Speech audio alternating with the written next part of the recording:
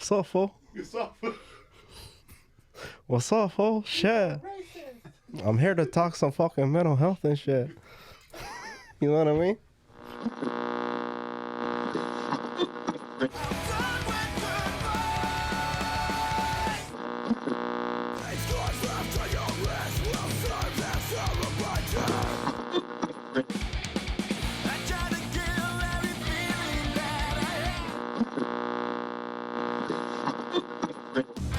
Walking Blind is hosted by overly emotional dudes who overthink and overanalyze everything. Nothing the hosts say should be taken as medical advice or opinion. They're not professionals, and they're about to make that very clear. So just kick back and hang with them, because you've earned it. We're gonna switch it up for this episode. Okay. It's thunderstorming outside. It's raining. Feels like it's just a mood episode.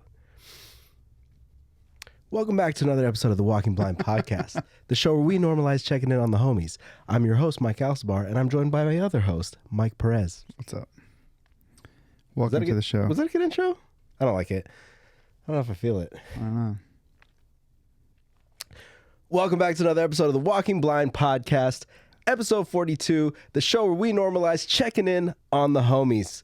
I'm Mike, and that's also Mike, and we're back. Is that better? That was a lot better. Okay, let's do that. Let's do that. I like the energy on that. The energy was a little bit better. It's storming outside. It really is storming. I didn't just make that up. Yeah. I might look a little different because I shaved my head. We'll just call it out now. I know. I look like your local Buddha. Was this in response to your barber being more busy than normal? No. I wanted to shave my head because I wanted a fresh start. You know what I mean? I just wanted to shake things up a bit, and I shaved my head, and I was like, this is cool for 2 days, and then I'm like, I miss my hair. now I wish I had my hair back. No, I'm enjoying not having to do my hair all the time. It's kind of nice. Your hair's already grown out though since it's crazy, right? Yeah. So you'll be back. I'll be back in no time. I'll be back soon. I might shave it again one more time in between, just to, shake things up a bit. I dare you to shave it and bleach it. Whoo. Maybe. So we both are something crazy, just bleach our hair. Stop looking for excuses to color your hair, Mike. It's not coloring. Let it be. It's killing your hair. Let it be. Let it be. Anyways, Leave it be. Leave it be. the energy in here feels awkward. Yeah. It feels a little low. We hear the trains in the background. Is it because it's not as cold as last time? Wrong side of the train. I don't know. We could turn the temperature down and make it real cold in here. I think we're good. So okay, let's do this. Last time we were here on the episode, we had the white background. It was all washed out. Everything was like super crazy. The lighting, we were so stoked to get in the studio that we didn't really pay attention to the little things, like the lighting or how everything looked a little crazy. But we kind of dialed it in a little bit. Got these nice little theater curtains once again that we didn't iron. So if you like it, hope you do. Oh yeah, no. And then and then now we're not using the handhelds because we found a solution to put our boom arms on. So this studio is really like a work in progress. Yeah. You know what I mean? I think we got a nice little Next episode will look different in some way. I don't know how, but it will. Somehow it'll look a little bit different. But let's dive in. All right. Let's dive in. Who wants to go first? Let's start with the MPHC, the Mike Perez health check, or our mental health check, if you will. Yeah. And just a quick I guess refresher, anyone's coming in for the first time. Our mental health check is basically where we just check in and see where we're at mentally for the week. That's how this podcast got started in the first place. Mike and I would just meet up for coffee and we just vent about our week, and then a couple months later brought us here. Probably years later, I guess. Years later. Sorry. It's funny because Scott even made the comment the other day, like, I was like, oh, Mike and the posse are no longer here anymore. And we're like, no, we're still here, Scott. Yeah, we do. It's been really busy. Yeah, it's been busy, and we do a lot of our venting now on the show. So true. But yeah, so Hopefully it's helpful to, like I said, we want to normalize checking in on each other and kind of just talk about like what we're doing that week that's either helping us or what we're ignoring. And what's keeping us in that funk and that spiral. Okay, so I'll go first. So my I think I'm doing pretty well. I want to go back and listen to the last, I feel like 3 weeks of the episode, because I feel like there's a pattern in all those check-ins that my diet is slipping. Yeah.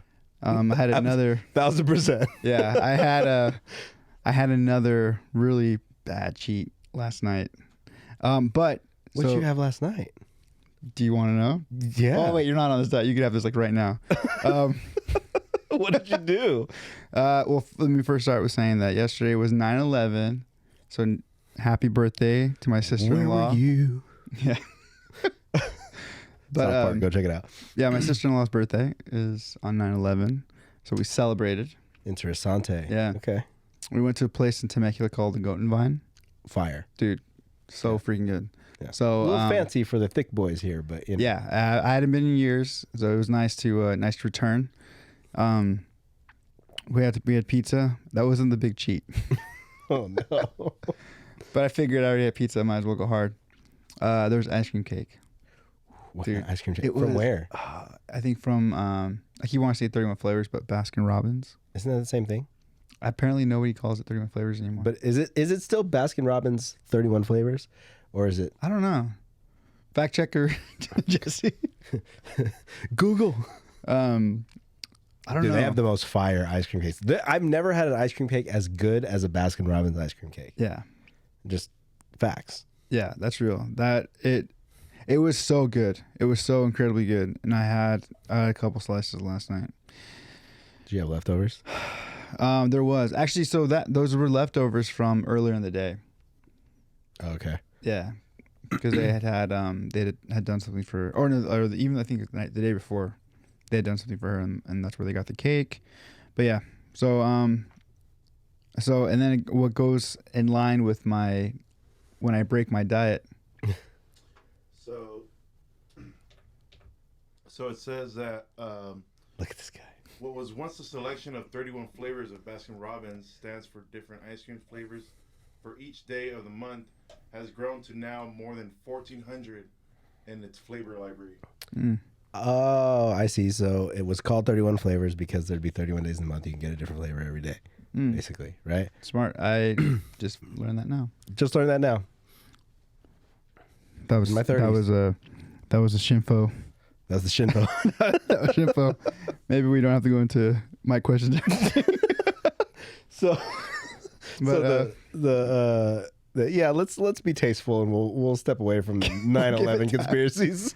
It wasn't what you think, but I did have something. But whatever. We'll save it. We'll save it.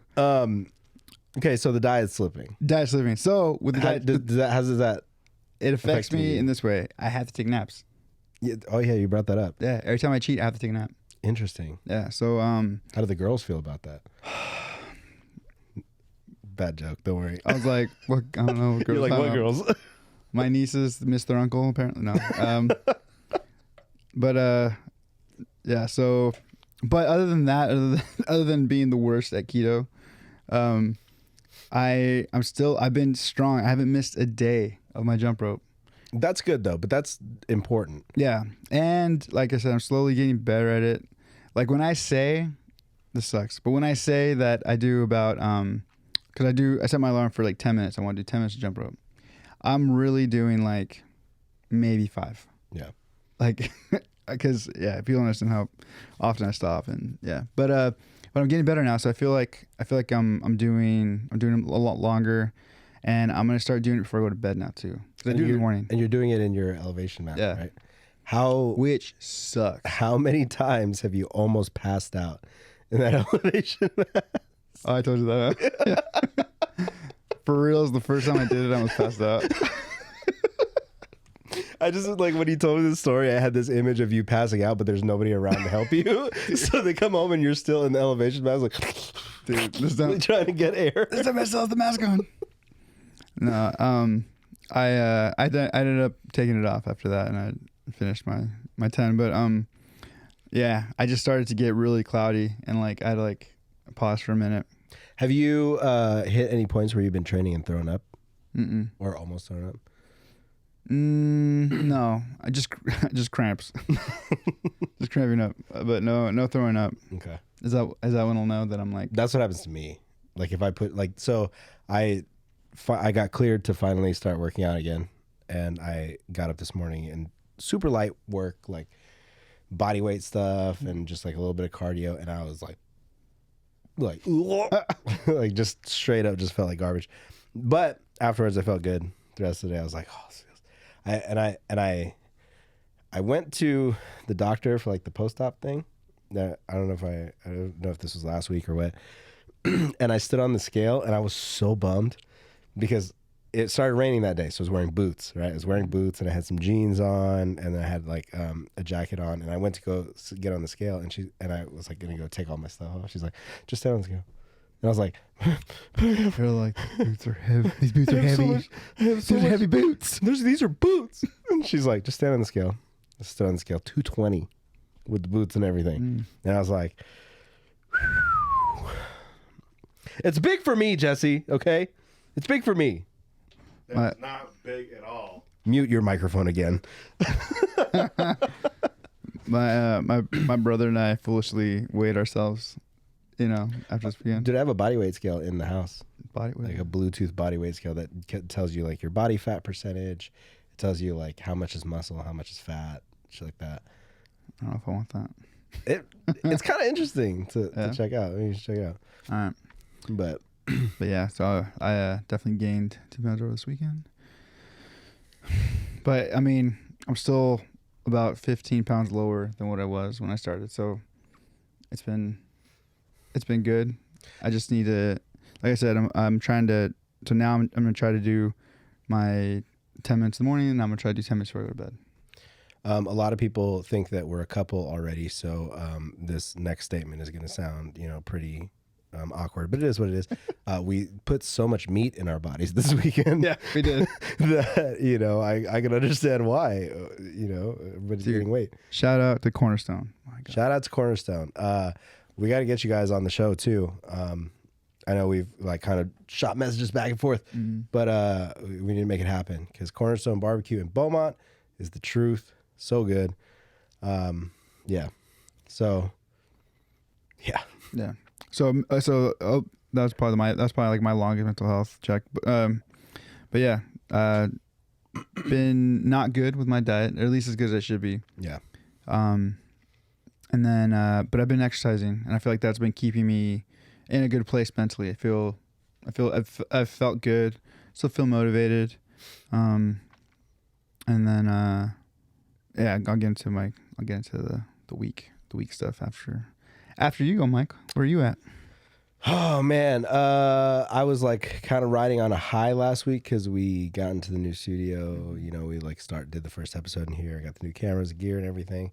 And then I just got like spin kicked to the face. So I'm gonna try not to get sad.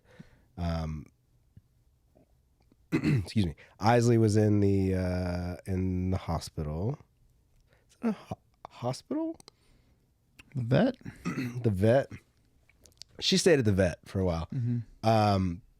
So she started having grand mal seizures, which is basically like she would just like fall over and then she was like paddling and then shaking and seizing like uncontrollably and just like tons of like saliva all over the place.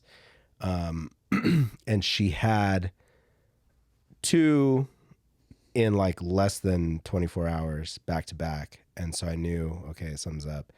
I took her to the vet. They kind of had her in observation. They did blood tests and all this stuff. And basically we're just like, listen, at her age, normally if these seizures just, happen, like we need to look at the blood tests. We need to look at everything like that. Blood test came back, like her white blood cell count was slightly lower than like the below average. And she basically is what they think is she has a brain tumor. With her age, basically they said like we're referring you to a neurologist, like you can go get an MRI done, but of course like if you look that up, the ranges are anywhere from like $1,200 to like fucking $6,000 depending on how intricate those MRIs are. And then they're like, and then at that point that's the only way you would fully know like 1,000% she has a brain tumor. They go, but based on her symptoms and what she's going through, it's either a brain tumor or a spinal tumor that's interfering with the like pathways to her brain. And so they put her on medication basically for seizures, and they're like, look, like, you know, whatever you decide to do, because I had like a 30-minute conversation with the vet, like whatever you decide to do, if you choose to, you know, like get the MRI done and then go through treatment, you're, you know, essentially anything that they do at this point is palliative for her. Like there's no like cure for this, right? You know, and at her age, it's just, you know, kind of like let her live her best life type thing. So yeah, and then I brought her home, and then she had a seizure that night, and then she had a seizure at 6 a.m. the next morning. And now I'm starting to see like a lot of like the, you know, like they tell you like don't get on the internet and you'll see all the signs of shit, you know. But so like you kind of saw the other day, like one day she'll be super, super low. Yeah. And then like almost like are you alive? Like you should just stand like laying there doing nothing. And then the next day it's like she's a puppy and she's like fucking racing around the house. But the whole time she just goes in circles, and then like she'll get stuck places. Or like she'll walk into a corner and like not know how to back out of that corner. Like she'll just be standing there for a little bit until you like catch her attention, and then she'll like eventually turn. And then she started peeing in the house, which she hasn't done for like 10 years, right? So she'll just pee in the house, random places. And apparently this is all like symptoms of, you know, brain tumor. So I also made the mistake of looking at like, what's the duration that they'll, you know, and that was not good for me to look at.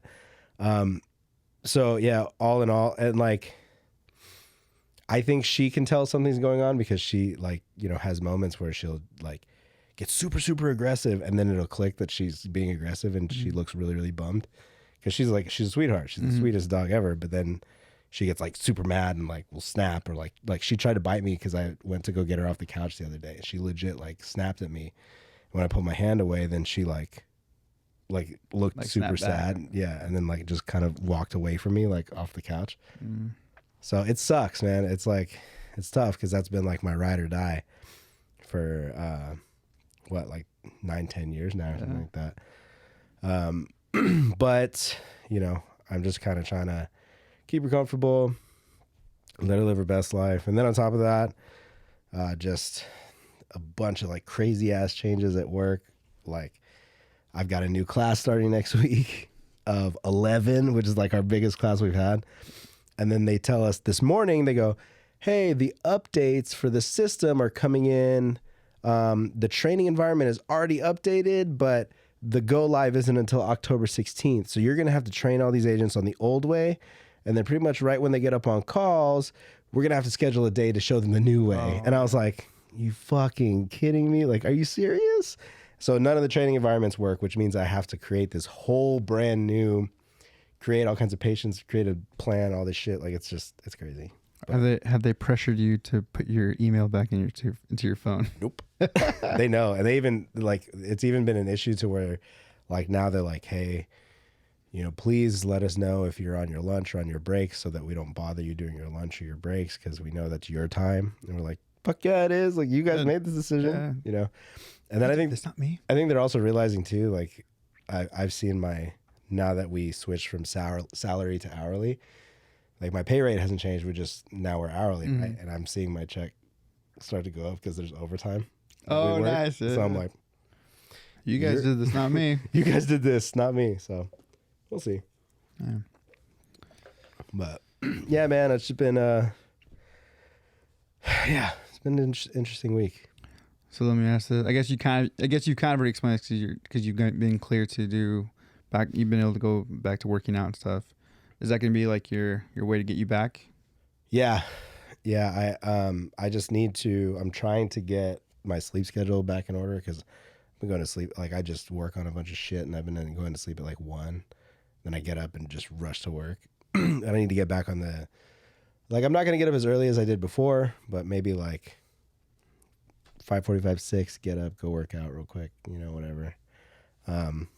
Just get back in the groove of things and get back into shape. This thick boy summer is over, and now it's going into hibernation winter, and I don't know. I got to come out of it, look a little strong.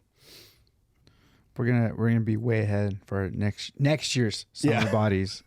Just Our wait. summer bodies are gonna get a huge jump start. Just wait. And then shout out to Andrew because he sent us all plans and none of us are doing them. Dude, he should have hit us when the iron was hot, man. We were ready. Yeah. We were like in need. We're like, we gotta do something. And then days turned into months. And then I found jump rope. Yeah. Changed my life.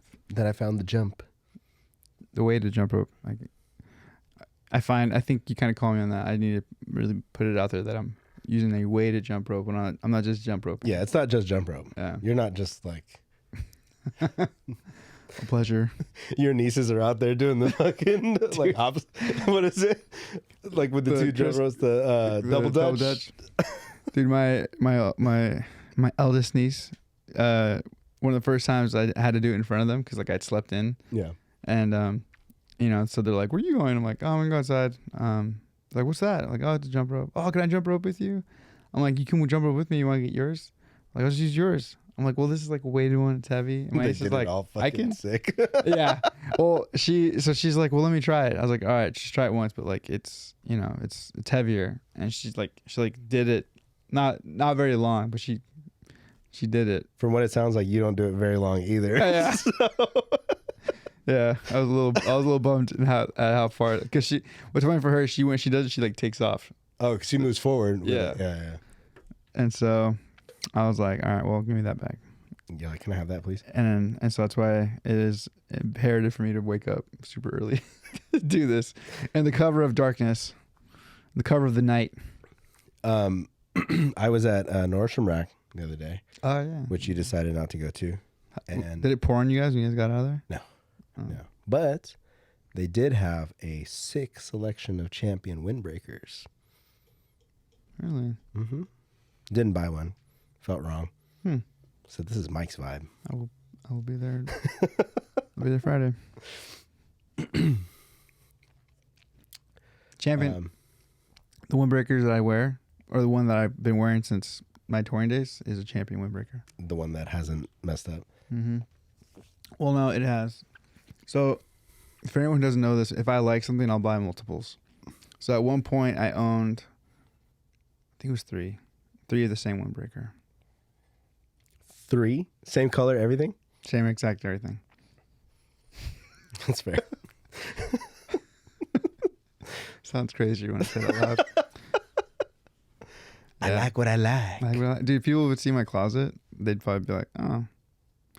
I feel like I live like the way billionaires live, but I'm not a fucking billionaire, like at all. I could see you, like, you open the doors to your closet. Here's like 3 or 4 windbreakers, and then 2 more windbreakers that you bought on Amazon that you weren't sure if you would like or not. Yeah, dude, you're literally, that's so far, you're 100%. So there's that, and then there's like 17 next level black T-shirts, Yep. and then a couple band shirts from the homies bands. So that's my closet. And If then anybody polos. even questioned that. And then polos, a bunch of different colored polos. Yeah. What's rad is I'm finally getting to the point where I can start wearing polos again. Because I had a decent collection, and yeah. I put on a polo the other day and just straight up didn't even make it all the way down my body before I took it off because I was like, nope, this is way too small. I was telling Martin this too. Like he was or maybe it was you. We're talking about Dickies, and I was like, oh yeah, I could probably wear Dickies again. Yeah. So let's do it. Probably rocking the Dickies on these shows. I was thinking about and I brought this up yesterday. I was thinking about for these October shows getting a pair of Dickies, some Vans, a windbreaker, and an Angels hat. and jumping on stage for cycles. Yeah. As a throwback to the Mike Perez of olden days. Mm-hmm. I fucking hated when people like. Of course, everyone knew how to get like they call me like Fred Durst. Yeah. Cause like anyone who doesn't know, I used to wear all black like I do, and then like a red angel hat. Yeah. Cause I'm gonna do things my way. And that killed it. Freaking took one joke. First time I heard it, I was like, I get it. I get it. I'm not wearing it backwards, but I get it. Yeah. This isn't even a fitted. Yeah. This is no, it was. It was fitted. But yeah, so I guess going to our week. Anything coming up, or well, I'm wondering if I should. I think I should save it, but yeah, I'll talk about it now. That way, when we come back, we'll be able to see how it went. But but this coming Sunday, Daniel Huerta and myself are flying out to Delaware. That's right. And we're gonna be doing. I'm not entirely sure what it is. I know it's our buddy Paul is having us play for his buddy's wedding weekend. I'm not sure what it is. Like for all I know, we could be like the house band, which would be a bummer for them. But yeah. So thankfully, shout out to Daniel. He's been on top of learning a bunch of songs, and dude, we're doing acoustic. Mm-hmm. We're doing like some old school, like Jesse would love it because we're doing a couple Illuminator songs, acoustic. Doing Blind Faith. Okay. To the people I consider cowards. I think we're doing Home Away from Home. Well, that's not Illuminator. Why are you doing NBR songs for this wedding? Did they ask for NBR songs? So they had Or asked NBR. Is this just you being like, I'm gonna sing my songs? Let me just bring some of my classic hits. Let me bring some of the classic hits from the '90s. No. Originally they'd asked NBR to do it, and it's just like a lot for everyone to come out and do one show, like to prep this hard for one show kind of thing. And so then I told him we couldn't do it, and then he kind of was just like, oh, would you be down doing an acoustic set? And at first, and I originally was saying no because I think around the time I was thinking about this, like Chris was like, I knew Chris was super busy, and then we ended up hearing Chris was gonna be moving at some point. And then I just kind of asked Daniel, like, hey Daniel, would you be down to? Because he does. For anyone who doesn't know, Daniel from Burner State, he used to do a lot of open mic nights and stuff, and so he's got a killer voice, and he always does his own covers. And so I had told Paul, our buddy, who hit me up for this. I was like, dude, just like send me a bunch of songs. Yeah. Like NBR or just covers you want to hear. So he sent me this like pretty super random list, and a lot of them were like kind of older NBR songs. And so I sent the list to Daniel, and I was just like whatever you can do, like let's do. I'm down. And so he sent me the songs he's working on. So yeah, he did. Blind Faith, To the People I Consider Cowards, Ode to Logan, and Unapologetic. Should you be talking about this playlist before the wedding? Probably not. Well, should I release this Monday? There's other songs. No, it's fine. Maybe we won't play those. Oops. No, it's fine. Mike Perez, the king of ruining nuptials. I know. But I mean, I just listed 3, and we have like a set list of like 10 or something. So okay. Yeah. So what are those other 7? Covers. Fun ones. But yeah. So anyway, so I'm gonna be prepping for that. Also, I made it a point that this week, I have to finish Burner State. Like we have like 2.5 songs, I think, at least for myself. On my end, I have 2.5 songs I need to finish. And so I want to do it this week. I want to just knock it out. And then that way I can go into like full on, just focusing on NBR. Yeah. But yeah, last week I feel like wasn't a whole lot we did other than went to Cornerstone. We talked about that. Went to Wang Cho. Oh yeah, We were dude. sliding around the bathroom. We should post. some of Dude, those videos. we go to Korean barbecue just on a whim. Like Martin was just like, he goes, coffee? And we're like, yeah, sure. So we go meet Martin for coffee. And then we're like, let's get lunch. And I don't know if you caught this, but I was super excited. I thought he said Hawaiian barbecue. Oh. I mean, it was good. It was rad. So we get to this Korean barbecue place, and I like, first off, the floors were already kind of like a little Yeah. slick, and I went to the bathroom and I just like was sliding around the floor. Like, I don't know what they painted the floor with, but it was just so slippery. So I went to pee, and as I'm peeing, my legs are just going like this at the urinal. They're just going to the splits. So luckily there's not too much to hold on to, so I just made do with what I had, and then I went back to the table, and then we go to eat, whatever, we're finishing up, and then I meant not a lot to hold on to, like on the sides of the stall, We know. weirdo. Jesse, don't make those hand signals.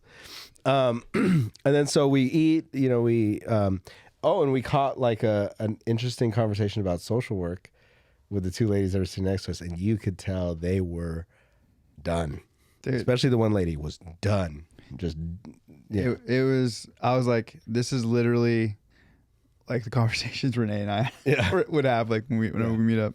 At first, I'll be honest. Like at first, when I first started hearing the conversation, the way she was talking, I was like, "Well, damn, she shouldn't even be working with kids." And then, like, the more it kind of like, I wasn't trying to eavesdrop, but They were loud and they're next to us. Yeah. And so, like, the more she kept talking, I was like, "Oh, okay, this makes sense. Like, yeah, I get it." Because I mean, they're talking about kids in group homes, and like, And it's just different how kids are being. I don't know what the word is. That there's a lot of good to, like, yes, kids have a lot of rights and as they should, but it's also made it to a point where it's very difficult to like manage them, and because they kind of at this point they kind of know what they can get away with, and I don't know if you caught this part, but the lady was saying something which resonated with me. She's like, you know what? She's like, it's not so much. You would think that the turnover rate at the place she mentioned. it's not about the pay. It's not about the pay. It's about the way they're treated. The staff's being treated. And I was just like, man, it's like, I was waiting for you to just be like, "Hey, I get it. I should reach over and be like, I hear you. I understand. I've been listening. I hear you. I understand." But yeah, and you know what? But I don't blame the facilities, man. Like, even for where I was at, like, I don't know what I try to put myself in that position. I don't know what I would do. There's nothing you can't do. You're so handcuffed by like the courts and by, there's all kinds of stuff. Like that's, whatever. I'll say it. That that's the first time where I was talking to one of the social workers. Yeah. And she kind of gave me the whole like, hey, don't worry about it. It is what it is. Yeah. Basically, like how like there's things you just can't do. Like, it is what it is. Like, don't worry about it. And I was just kind of like, oh, well, that sucks a lot. Yeah. But anyways, back to our fun story. Yeah. So so we all go to the bathroom after we pay the check, and we're walking in the bathroom, and Martin is just sliding across the hall, like the whole bathroom, and so we end up just filming videos in the bathroom. And everyone that would come in, like one of the guys was like, he's like, oh my gosh, so it's not just me. Yeah. Like everybody was slipping in there. That's gotta be It's an occupational hazard to be in there. There's gotta be some good tumbles in there. Dude, we could have gotten our meals for free. I bet you that's like some weird thing. They're gonna be like, oh, you didn't read the sign when you came in. Yeah. Bathrooms will. Bathroom slippery. Yeah. Be careful. But so we're filming these videos. Like, we filmed a video where I was peeing at the stall, and then I turn around and walk away, and then I just grab Martin's phone, and then he just slides into the urinal. And as we're filming this guy walks in, and he just looks at us real weird. Like, he's like, and then finally, like, we're sliding around. He's like, oh, okay. Yeah. Like, he figured it out. We weren't just shooting like weird, man stuff in there. I was moonwalking in there. Yeah. There's a video. If I remember, I'll put it in here. put it in here, plug it in here. I don't know whatever I was trying to say there. Of Mike, like the bathroom door's open and Mike's just pulling himself out of the door, just sliding all the way out. It's pretty good. It was fun. So, But yeah, other than that, I mean, I feel like so we don't want to go into my question. I want to keep it light, Mike. All right. So I want to try something. Yeah. So one of the things that we want to do is not only just talk to our community, but we also want to talk to the expanded community. And one of the things we found out is that Mike pretty much has never really been on Reddit. And so I was going to look up some mental health topics for Reddit, and then I was going to bring some of that to the table. But I figured for the first time around in Reddit, I'd make it a little more fun. So we're going to look at some Am I the Asshole? Nice. Okay, you mentioned Some stories. Now, I know a bunch of podcasts have done this or do this, whatever. It is what it is. But they don't have our bad takes. they don't have our bad sense of humor either. So I wanted to pull up a couple of different ones of these. So this is the first one. So am I the asshole for tricking my parents into being on time for my wedding? No. So it says, my parents are late for everything, like everything. Both of my sisters and myself have been disappointed so many times. Graduation ceremonies, birthday parties, even my father's retirement dinner. It is completely my mother's fault. She's a wonderful mother and I love her dearly. She just does not understand the concept of punctuality. I have seen her talking to her sister on the phone and reminded her she needed to be at my baby sister's dance recital. She waved me off and arrived after my sister had danced. We're all used to this. My dad is just done trying to get her to be on time for anything. My now wife told me in no uncertain terms that if my mother was late for our wedding, she would do terrible things to me. She was only half joking.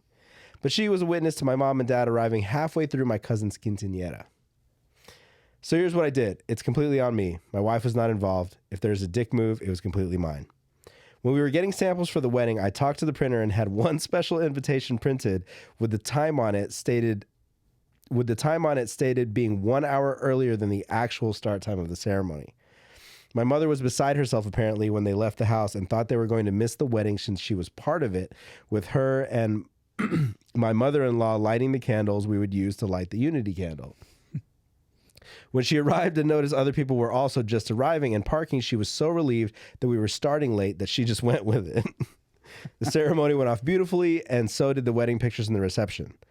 The problem came last Sunday. My parents came over for a big family dinner, and we didn't bother starting the grill until they showed up. She asked why everybody wasn't eating, and we just said we knew we would be waiting for them since they're always late. She said that she was not always late and had been on time for my wedding. She hadn't been. They arrived 45 minutes after the time on their invitation. My idiot cousin John, real name because it's common and he deserves people to know he's adult, snorted at her statement. A few other people giggled or smiled at this, and she picked up and asked what was so funny. I came clean and told her about this special invitation. She's pissed at me for not trusting her and making her look foolish in front of everybody. If my cousin had just controlled himself, she never would have known. Am I the asshole? I don't think so. And there's an edit here. Part of the reason she is mad is because she had her invitation framed. To be honest, I was already planning a heist with my sisters to replace it with the real one in case she ever noticed the discrepancy between hers and the one we have framed in our home. Edit number 2. Yes, we're Latino. And no, I do not in any way consider it racist. How many of you guessed that? I've been to Spain and it's an issue there too. And the Philippines.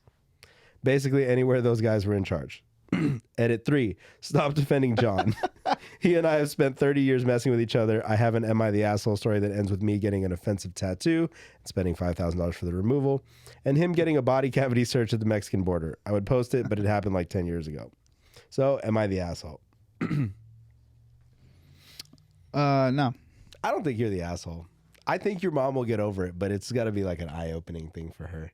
Unless she's just like super easily offended and she's going to hold this grudge for you. Yeah, and this is a wedding, you know, like this is. Yeah. And by the sound of it, she was going to be late anyway. Yeah, like, you know? Yeah. 45 minutes is a long time for something like a wedding. you know, I feel like if it's something that they did to her for like, I don't know, something small, maybe who cares? But Yeah. yeah, that's funny. And I knew right away Hispanic. Well, I mean, you know, Also, is it lighting of the unity candle? Is that a normal thing? it's a Catholic thing, I think. Is it? Yeah. Right? The candle, the cord, the veil, the coins, those are all. I only know this because I just did a wedding. Okay. They didn't, but yeah, lighting the candle, you have like sponsors or like, you know, it could be like your godparents or something like that that come up and, you know, are part of those ceremonies for you. Okay. So,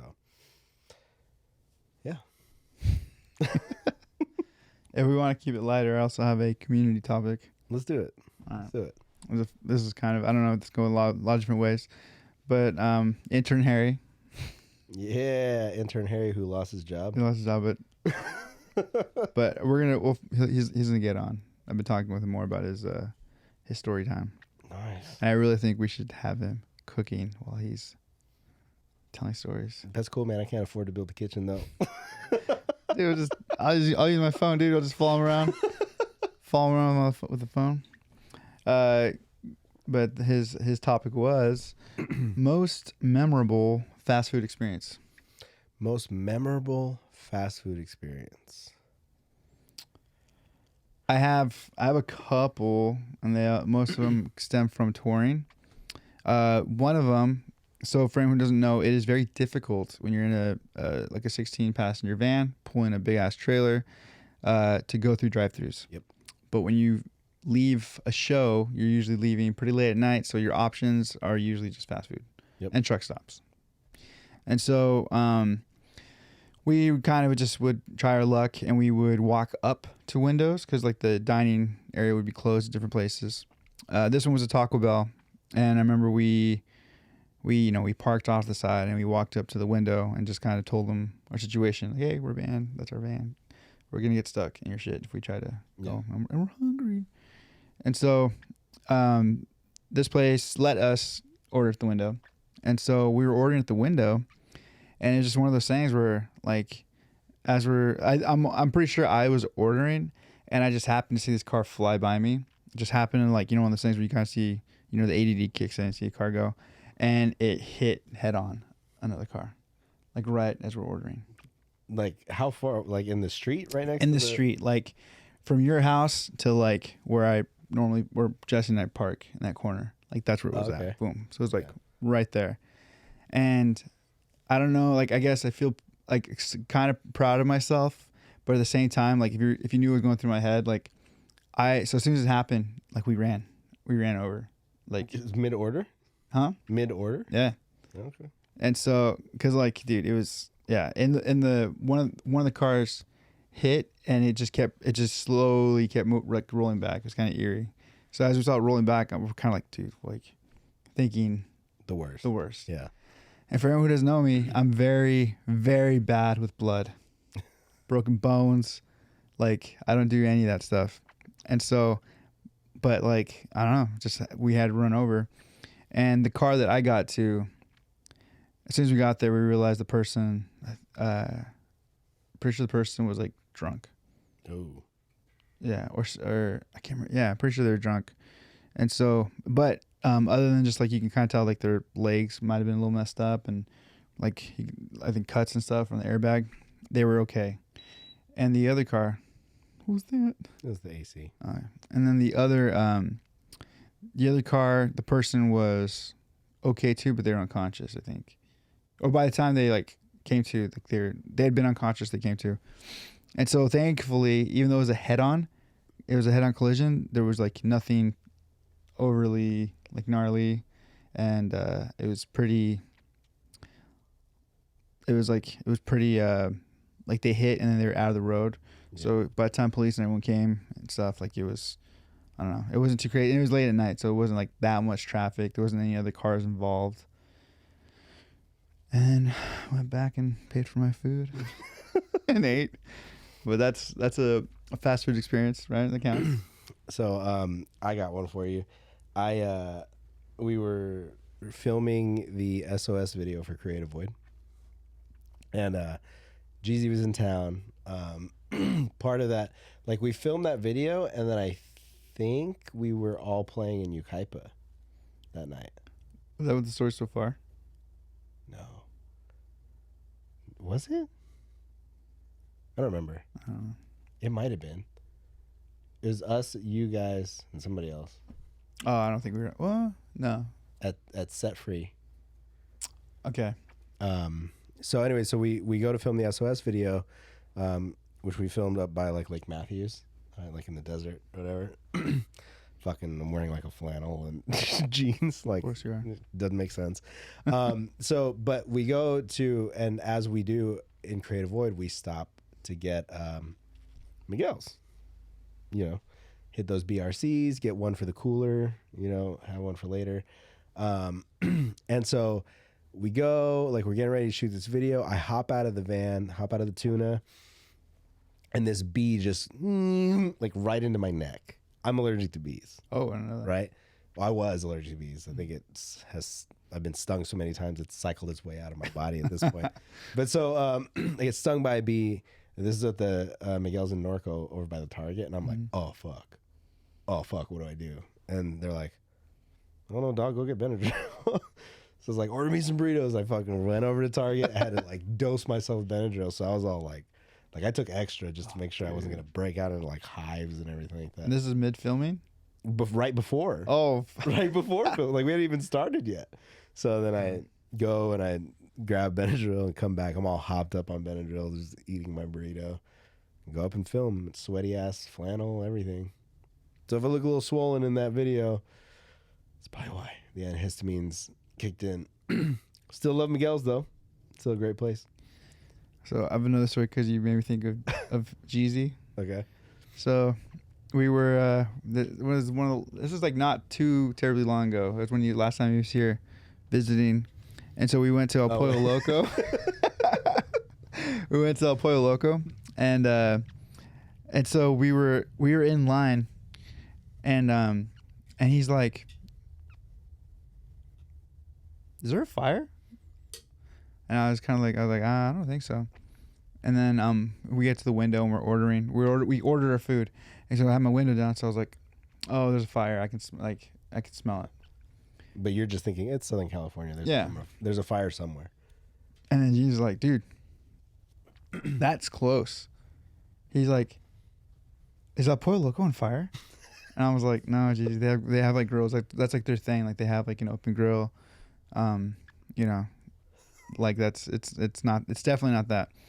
And so we're like waiting in the line, and then all of a sudden we started seeing like ash fall on the car. I'm like, that's really close. Like if we're getting ash, like this is very close. Some of the embers are still glowing. Dude.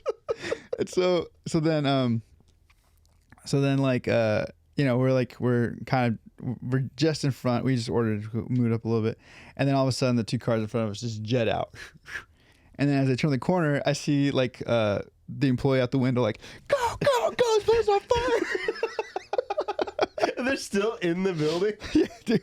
Someone's being the hero, but they're like, go, the place on fire. Like it was like, and it disappeared, and it was so funny. Like all the cars through the drive-through, and so we come out, and then sure enough, like we see like the smoke, and you know, Yeah. it was fine. They were. That was fine. Yeah, it was. Did you get your chicken? No, we didn't get nothing. What? You get a refund? We didn't pay. Oh, yeah, that makes sense. Okay. Yeah, and so like we go through, and then like, you know, we like by the time we were like out in the parking lot, kind of like trying to see what we'd see. Like the fire trucks were already showing up, and so both of us kind of had the thought, we're like, well, do you think they have our food? Do you think they have the food ready? Maybe if we go inside, I think inside part's still open. No, but we ended up, I don't know what we did. Maybe we went to Miguel's after that, but that was a very memorable moment with Senor Jeezy. I'm like, it's not on fire. You don't understand. El Pollo Loco, this is what they do. They're known for this. They're known for being on fire. It's not a big deal. I have another fast food kind of funny thing that happened to me. So, you know, like we all used to survive with Taco Bell, and to this day I have like a love affair with Taco Bell. Right? Yeah. So I miss it so much. we were driving back from San Diego, and we're like, what do you want to eat? You know, I'm talking to Karima. What do you want to eat? And she's like, I don't know. Like, let's find something. Well, and as you're saying this, what are we gonna eat that you already know? Taco Bell. Well, I was thinking Taco Bell in my head, right? Because it's beneficial for the both of us because they have a ton of vegan options for her. Mm-hmm. She's plant based, and for me, I can still get like the meats, you know. But so we like I'm sitting there in my head, I'm thinking like Taco Bell, but we had just gone on a Taco Bell mission the night before, so I was like, we can't double up Taco Bell in less than 12 hours, you know. Can. Dude, straight up, we get in the car. I plug my phone in because I have Apple CarPlay. Straight up, big on my dashboard. Here's maps, and here's what's playing on the radio. And then there's 2 locations, and it says, "Do you want to go home or to Taco Bell?" And I was like, "What the fuck, man?" It's a sign. So we went to Taco Bell. Good. I like that. I like that. Yeah. That's right. Happy ending. And now every time I plug my phone in, it just says home or Taco Bell, and I'm like, it knows me so well. Taco Bell. Getting off at your exit. I won't dox you again, like I have on all my lives. You just look at it as you're driving by. Yeah, dude. I call it the murderers row as I go through. Yeah. Because it's like Taco Bell, Miguel's Jr., Pizza Hut, Little Caesars, or Domino's, Yeah, or whatever. Domino's, Little Caesars. There's all kinds of stuff. It's like, yeah. Wiener Schnitzel at the bottom of the hill. Mm-hmm. You know. But I feel like there's many fast food stories. I'm trying to think. I know that there's a bunch of like super late night fast food stories that I'm just not thinking of. I have one. Probably shouldn't tell this on the show, but I will. So back before we had like a bunch of, I had the house with Bobby D, right? Mm-hmm. We had a bunch of people at the house because we played a show in Riverside and we were getting ready to go on the little West Coast run. Actually, it might, no. Yeah, we were getting ready to do like a little West Coast run. We had our CD release show in Riverside. I think you guys were gone. And we had like the dudes from Ration the Truth come up from San Diego. We had, I want to say, wait, were you guys here for that? It was at the Ship. You guys were here for that because it was Destruction of a Rose also. And we had like the big room downstairs at that church. Yeah. And so afterwards, we went to eat at Alberto's. And, you know, I did, as I always do, bean, rice, and cheese burrito, you know, just to the face. Mm-hmm.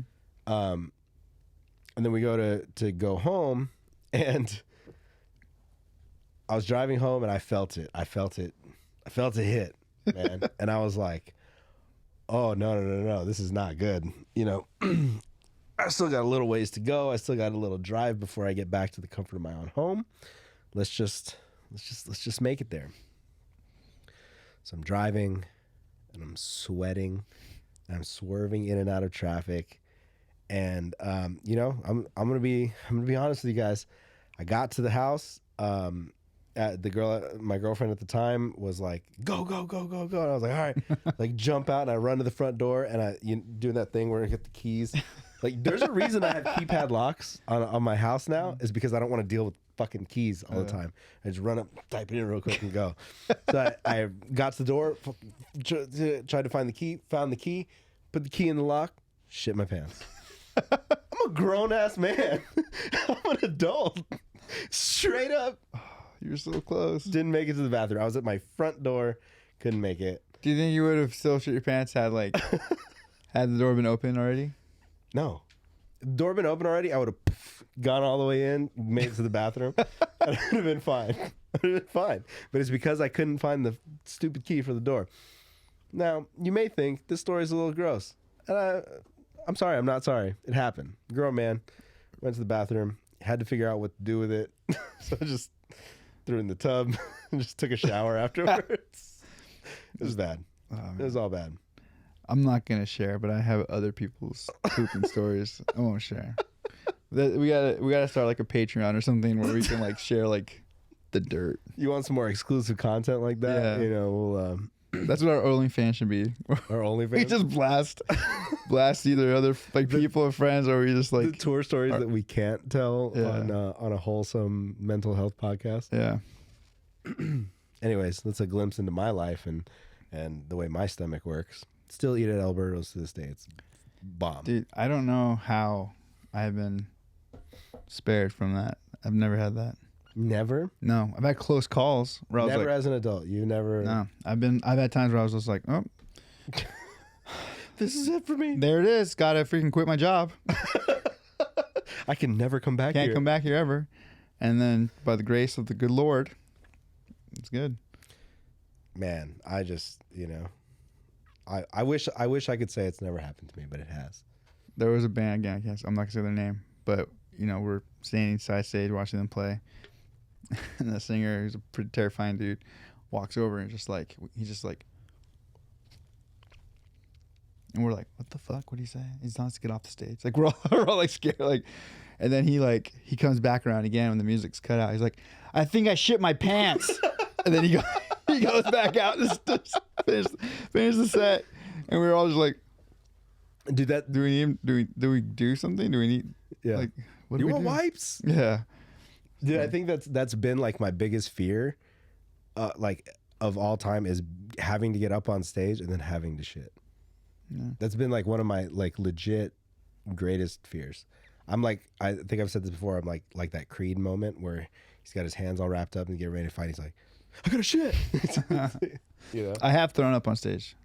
Really? Yeah. Like on stage or like Yeah. went off to the side and threw up? So one of the times we had, it was when our whole band got food poisoning. Yeah. And so the first night Christian had it, he was literally, he just pulled up a trash can and he just sat there, played, puked into it. Martin's, I feel like Martin's puked the most on stage, Yeah. where like he'll just get a trash can, he'll just go. For what it's worth, Martin has puked the most in life. Just in general, yeah. But yeah, we for mine, it was one of those times where like I just felt sick, and I remember for myself, it was like almost like I was like, this is either me a burp or puke, and so I went real quick, and one of the songs, because there was already trash cans on stage for me, I think for the whole band at this point, because we were all at this point sick, and I remember just going like to like, I don't know how to explain it, like it was like a quick like, blah. And I was like, oh, that was my lunch. Yeah. I've gotten close, but I've never actually. Maybe I've thrown up just water, like just from drinking and then like going too hard. But Another one's kind of gross. And this did we one, get here. this one's on video. I'm not gonna say which video. I'll tell you guys afterwards. But, yeah, there's a time and I can feel it. I know. I'm like, oh my god, I'm gonna throw up. Yeah. But I'm trying to finish the song. I think in my mind I was thinking I'm gonna finish this last note, and then I'll go. And so as I go to do it, I'm like, nope, that's not gonna happen. So then I puke into my hand. Hit, finish the song, put it down. And then you start high fiving people. Yeah. Yeah. Well, then I went to the back and I kind of like scrubbed it on the drum riser, and then I kind of got water like touched on my hand. Yeah. Was it just like a little like? It was like a little bit. It was like literally I caught it in my hand. It was small enough to catch in my hand. Thank God. That's disgusting. Yeah. And that's some video. What? I bet it's very smooth. It's very smooth about it. It's a tour video. Yeah. It's a No Bragging Rights tour video. Yeah. It's on the YouTube. It's on the YouTube. But yeah, I remember the first time I like found it on YouTube. I was like, oh my gosh, this is a show. And I had a hard time. Do you see it? Do you see you go? No, I played it off really well. I just knew like as soon as I did it, I kind of went like this. I forget what it was. And I It just looks like you're coughing real quick. yeah, but I had it in my hand. I think that's there's something to be said about like they always say the show must go on, you know, but like you get in those moments where you're just like, okay, I have to push through this. I have to I'm gonna make it happen. Dude, we've never canceled a show like due to us. Yeah. Due to someone being like, I can't or whatever. Yeah. Like been super sick. The one time we almost did was so I got fucking lost in Quebec City. I literally showed up to the NBR ringing out the first song. What were they gonna do? I don't know. They were gonna just play the songs until I showed up. Interesting. Yeah. So you have had a walkout. I guess technically, technically, yeah. But this is the whole thing. I'll just give you the short version of it. Got lost, found the venue, and I literally can hear them like. I heard the first like, brrr. I was like, that's the first note of the song. Like I heard that as I was like making my way through the backstage area, and so I bet it looked cool as shit though. They're all ringing out, and you're like, well, it was like half of like the guys being relieved, like like I think I'm pretty sure like Ryan and Daniel were like, oh, thank God he's here, and I'm pretty sure Christian and Martin were like, yeah, like where the fuck were you? Where are you? That's not a very Mike Perez move either. Like getting lost dude, and just wandering off type deal. No, and I like my warm ups are like a big deal to me. Like I and it's not even just like warming up my voice. I have to like stretch. I have to do all this stuff. But yeah, that was. So yeah, I guess I had to walk out. It wasn't as enjoyable as wasn't as cool as we thought it would be. No, it was just straight up sheer panic. Like I saw what time we were on, and that tour was running on schedule.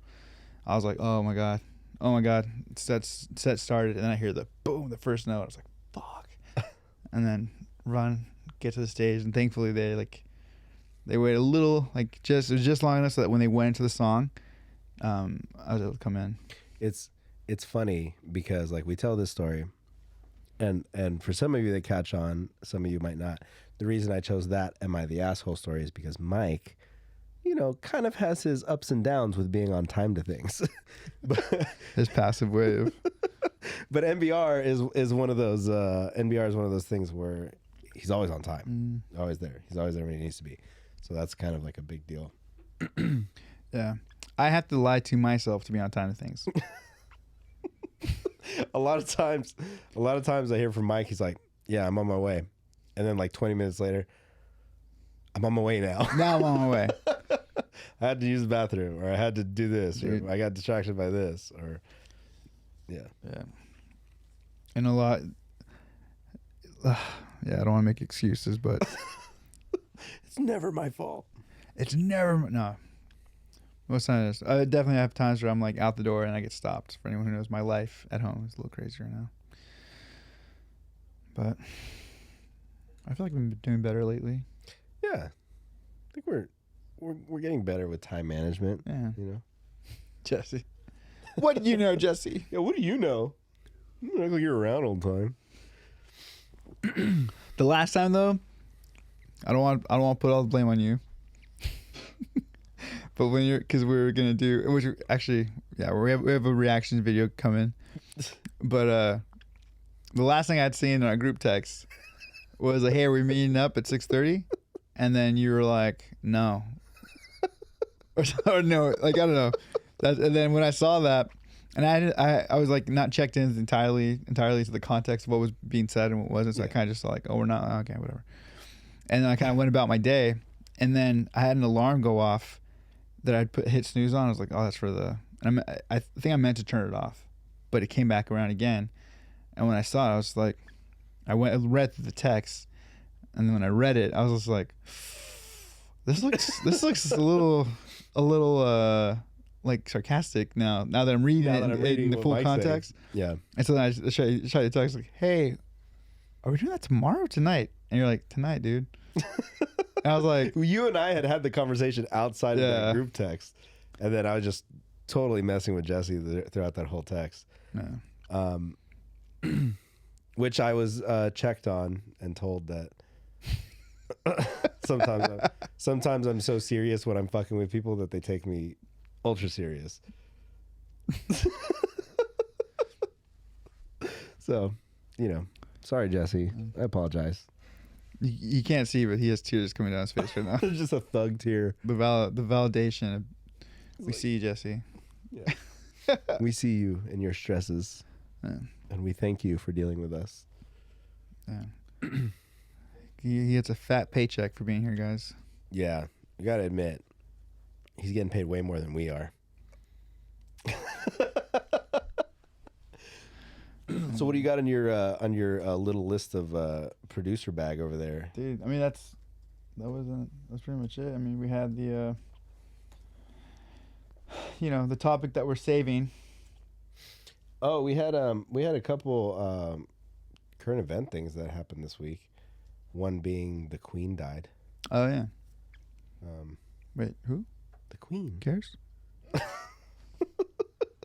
No, not my queen. Royal families and bloodlines. Who cares? This is that side that Mike talks about, by the way. Yeah, you guys don't even know how. I'm joking. Ish. This is why we're not talking about 9/11. It was a fun one. It was fun, you guys. Where are we at on time? Did we start right away? I don't even remember. No. So I do have one. We'll take it to one kind of like serious-ish mental health topic that I've actually been like holding on to because I screenshot it when it happened, and then I kept forgetting to bring it up. But Jeremy, Burner State Jeremy, had sent us a discussion topic of growing up in a broken home. I kind of want to see like this. I think this could be like an interesting little debate topic because we grew up in different scenarios, different. So I kind of want to see like what your thoughts are as far as somebody dealing with like growing up in a broken home versus like what my mentality would be.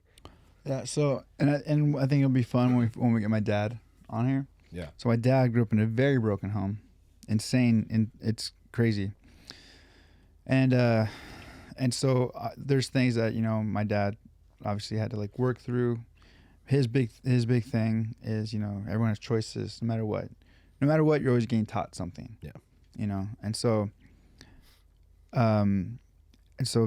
broken home, my dad was able to kind of break that cycle that he was in, and our life was very different.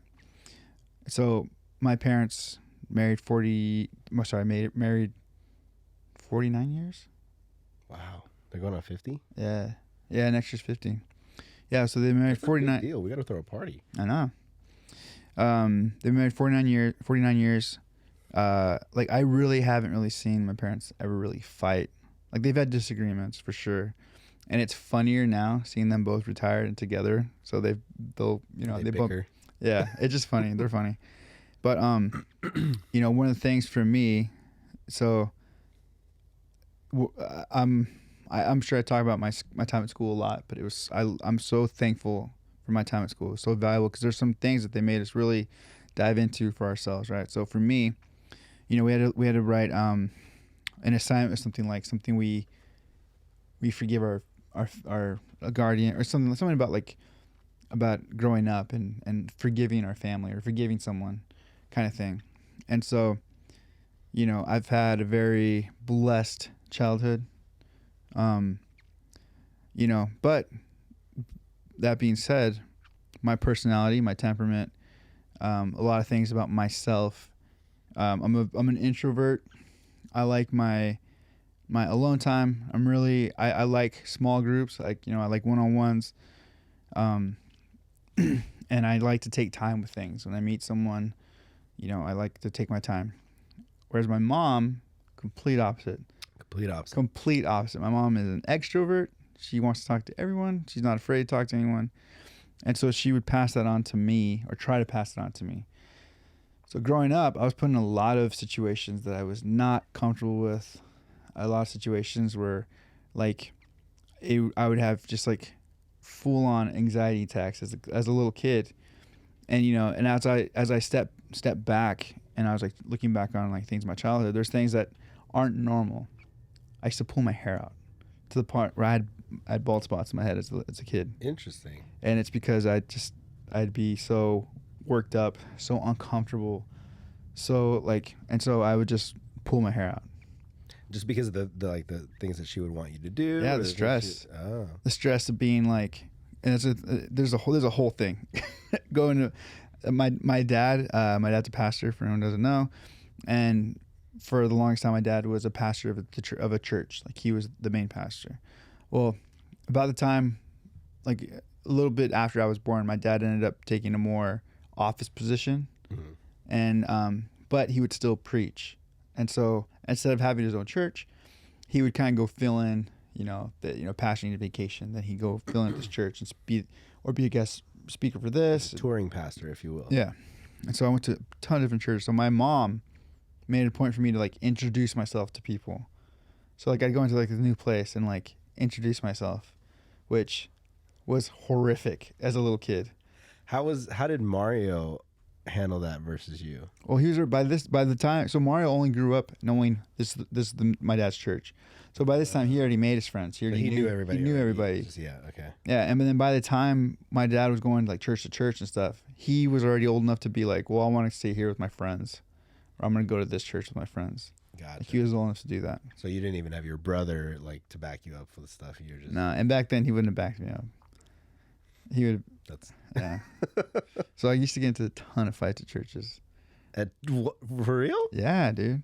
And it was mostly Hispanic churches because my Spanish was never like that good. Yeah. So of course I'd get the whole like, oh, you're white, that whole thing. And then if I go to the white churches, then I get like you're Mexican. Yeah. Yeah. Anyway, so yeah, I grew up.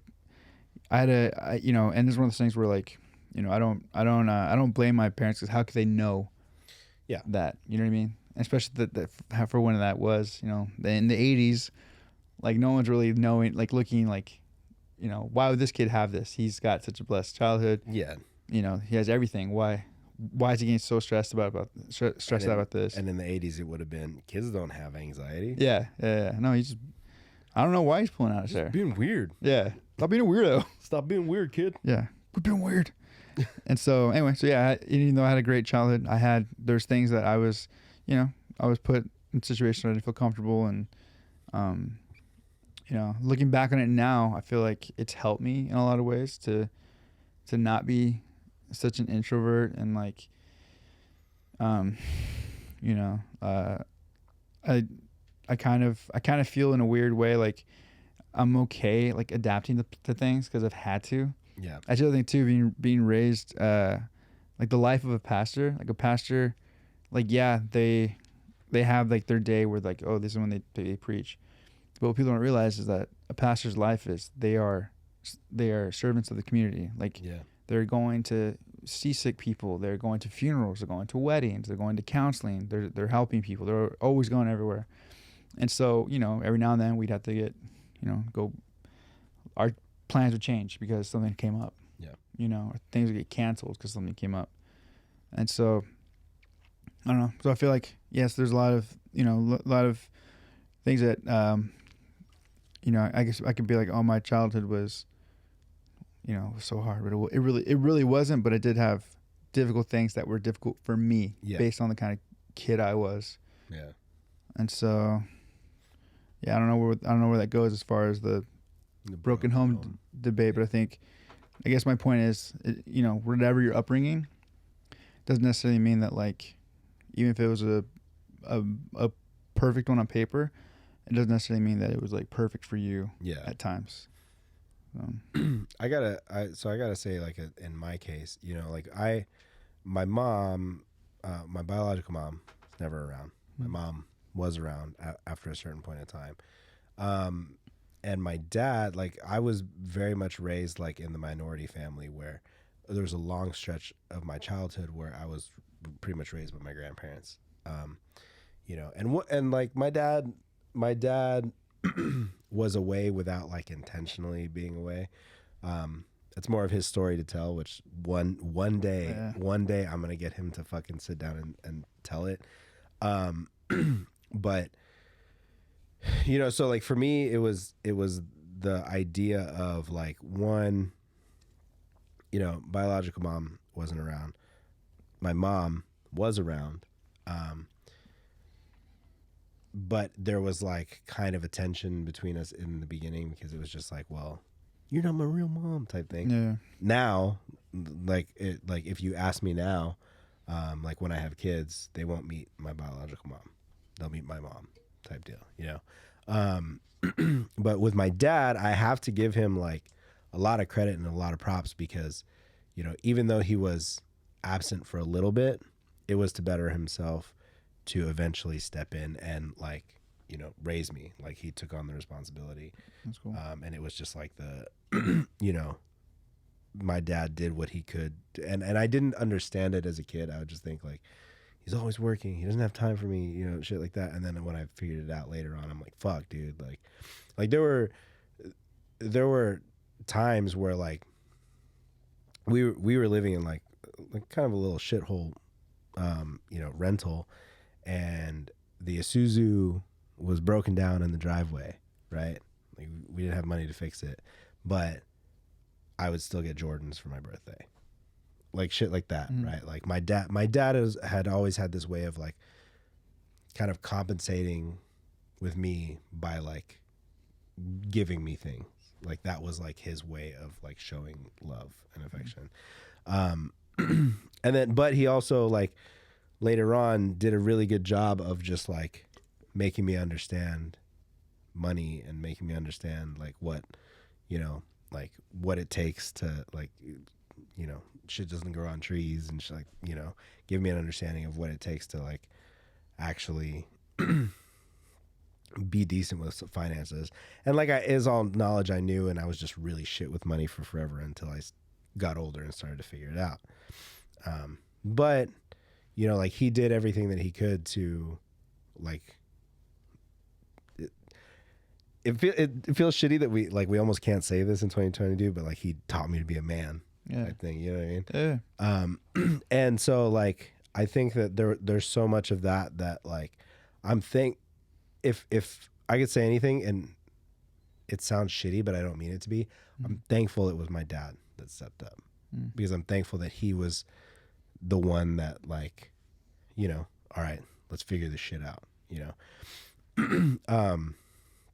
And like the whole like growing up in a broken home thing, like I completely understand how tough it can be for somebody who's younger and a kid who's not understanding why both mom and dad aren't around, like why only one of them's there, or why neither of them are there, you know, whatever the case is, or why everybody's fighting all the time, shit like that.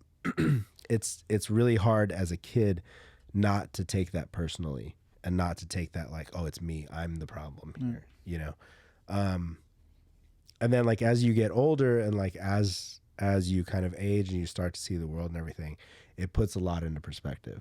Like there's so much more perspective I have on it now versus, you know, when I was younger, that you know, like I think kind of like what you said, like everybody has their own, you know, things that they dealt with growing up. Being in a broken home, I'm not going to say makes it easier or harder for anybody.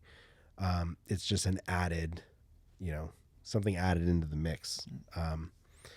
But I definitely think like that depending on your outcome and how you look at it, like it gives you the opportunity to figure out life, you know, and learn from it and grow from it. Like I know at this point in my life, excuse me, or if I were to have a kid, I'd never leave that kid. I'd never abandon that kid. Because my dad stepped up and took care of me. And like, there's not a fucking thought in the world where if I had a child, I would ever leave that child. You know, like it's just like the mentality there has, you know, it's are you going to learn from the experience that you were put in or not, you know? And like, I like to think I've come a long way, because even like 10 years ago, like my mentality was completely different. And it's just, you know, you kind of learn and you get more perspective, and then things make more sense. And then, you know, the descriptions and the reasonings for everything that you don't understand make more sense once you've lived the life and experienced the life, you know, and then you're like, oh, okay, I get it. I get why this was this way, or I understand why this was this way. I start to appreciate. Yeah. I would think that coming from a broken home, if anything, hopefully it just shows you an example of what you wouldn't want to do with your family. Yeah. I think that's the best thing you can take out of it, you know? Yeah. We actually said very, yeah, I'm looking forward to getting my dad on here and getting. Speaking of that, we have some cool guests lined up over the next couple weeks. Yes.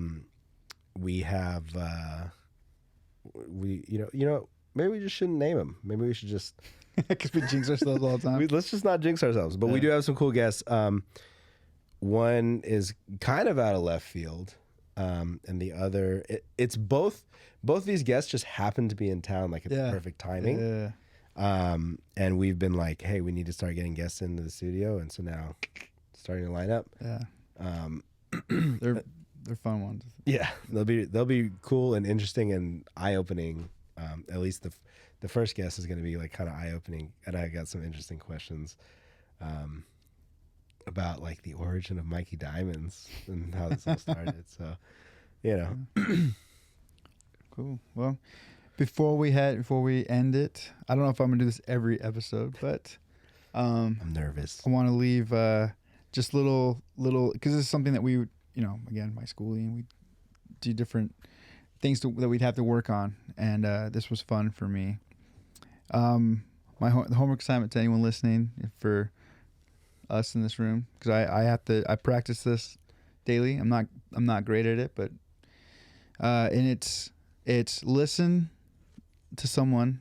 Next time you have a conversation with anyone, whatever, next time you're talking to someone, I want you to try to listen without thinking of a response at all. Active listening. Yeah.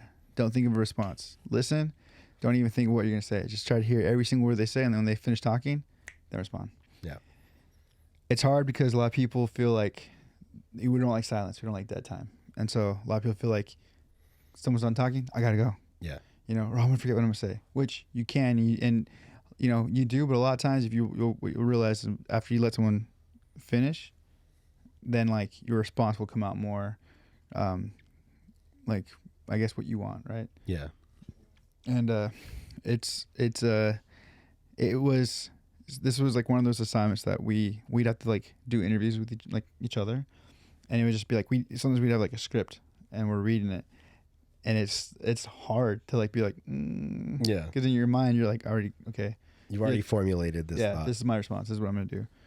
And so that's one of my homework is try to listen without formulating a response in your head yet until they finish speaking. It's a good move. Yeah. Well, if you listen to that, I need you guys to listen to this. Make sure you follow us at Walking Blind Pod on everything. I know that on iTunes the artwork is looking all crazy. I've been kind of fighting with Apple on this. I don't know why our artwork doesn't want to go to Apple Podcasts, but Spotify, everywhere else, everything's updated. Make sure you guys hit us up and let us know what you guys thought of the new camera angles and stuff like that. Now that episode is out, and then this one is coming out as well. Curious to see what people think, or if we just spent all this money just for people to be like, yeah, don't matter. Yeah. You guys did Don't what? care. You guys changed what? Don't care. Yeah. Give us feedback on how the show looks. Also, anything we've talked about, chime in. I want to hear about, Chime in, hit us up. Tell us about your week. Tell us about your memorable restaurant stories, Yeah. Please tell me I'm not the only one that shit my pants as an adult. That being said, we love you guys. We will see you guys next week. And yeah. Let's call it a day. Yeah. Peace. Peace. Running back again!